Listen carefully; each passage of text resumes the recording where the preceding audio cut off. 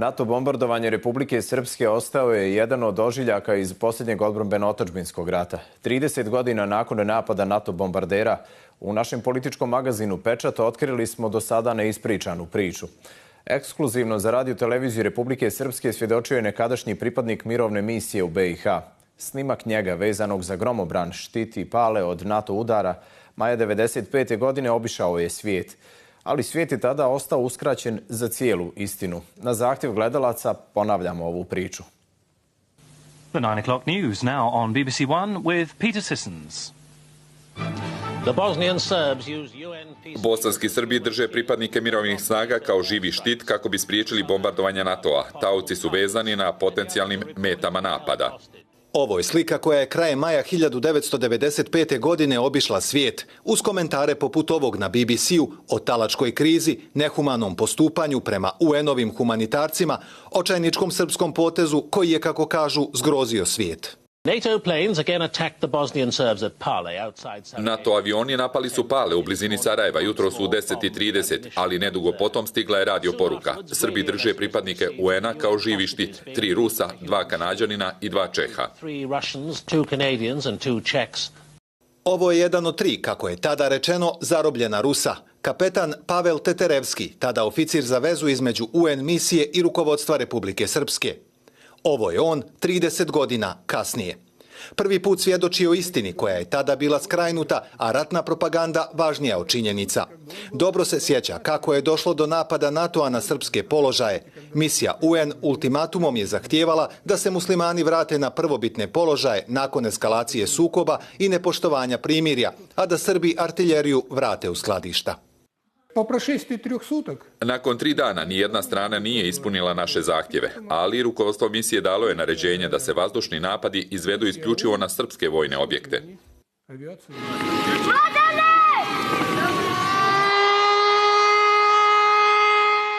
I napadi su počeli 25. maja 1995. u popodnevnim časovima.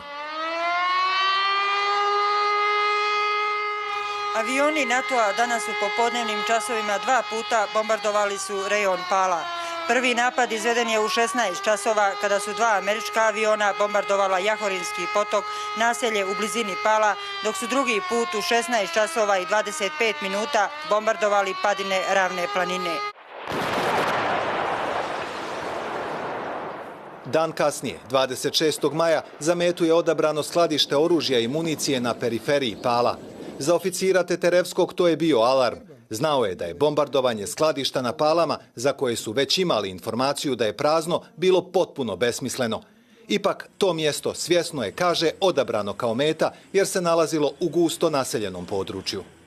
NATO komanda je bila svjesna da bombardovanje može naštetiti civilnom stanovništvu Pala, ali ipak su svjesno išli na to, jer se očekivalo da bi u slučaju brojnih civilnih žrtava odgovor Srba mogao dovesti do pogibije nas, pripadnika mirovnih snaga. To bi onda bio izgovor za NATO da masovno bombarduje Republiku Srpsku. NATO napadi očekivano dovode do revolta lokalnog stanovništva. Teterevski i ostali pripadnici mirovne misije upozoravaju tadašnje komandanta britanskog generala Ruperta Smitha da su napadi besmisleni i da je njihov život ugrožen. Britanac ne odustaje. Teterevski tada donosi odluku koja je vjerovatno spasila život brojnih ljudi.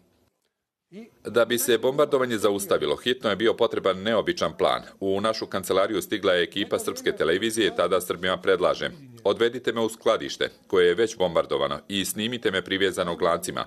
Nakon toga emitujte ovaj video uz komentar da bi u slučaju novih napada mirovnjaci mogli da poginu, ali ne od strane Srba, već kao direktna posljedica bombardovanja NATO-a. I tako je i bilo. I to ne samo za lokalitet Pala. Fotografirujte očas minja. Predložio sam: snimite nas i pustite u javnost informacije da je srpska strana počela da raspoređuje sve mirovnjake koji su se nalazili na njenoj teritoriji u razne vojne objekte.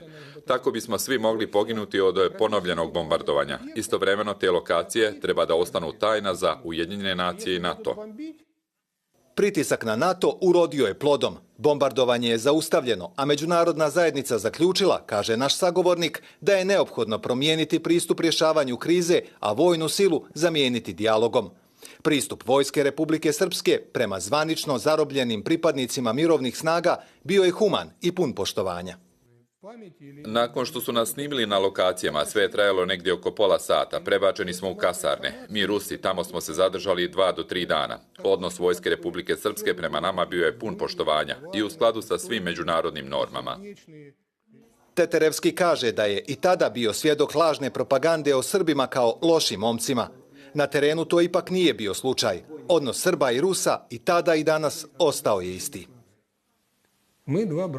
Mi Srbi smo bratski narodi. Mi imamo posebnu vezu i to ništa ne može prekinuti. Mi smo braća i sestre, a znate, braća i sestre se ne biraju. I to je bilo vidljivo i tada i sada je.